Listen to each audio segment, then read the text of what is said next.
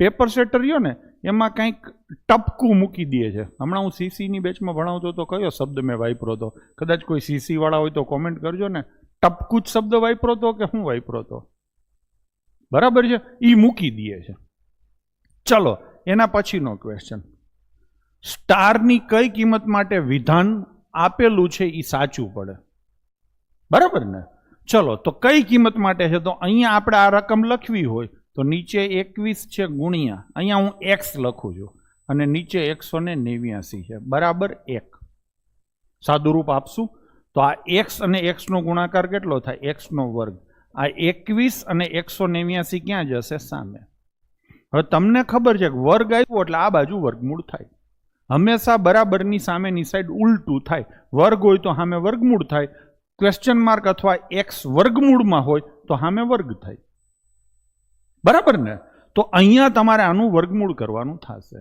ગમે ત્યારે વર્ગમૂળ કરવું હોય ત્યારે એકથી વધારે સંખ્યાઓ આપેલી હોય ને તો એનો ગુણાકાર ના કરાય. જો મોઢે થતો હોય તો કરાય પાછો. ટૂંકમાં દર વખતે સંખ્યાઓ પ્રમાણે આપેલી રકમ પ્રમાણે ગણતરીઓ બદલાય. આ વસ્તુ હજી સુધી ઘણા બધા ગડબાવ સમજતા નથી અને કારણ વિનાની કોમેન્ટો કરે છે.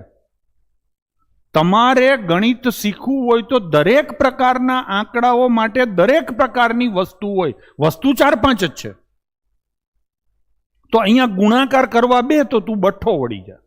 તો આને તોડવાનું થાય. 21 ફિક્સ છે એટલે આમાં 21 હશે ને હશે જ. તો આનો તમે કરો તો 21 ગુણ્યા 9 થાય ને. અને આનું મારે કાઢવું છે વર્ગમૂળ. કેટલું હેલું પડે? 2 21 12 નીકળે તો 21 થાય, 9 12 નીકળે તો 3 થાય. જવાબ આવશે 63, ઓપ્શન ડી.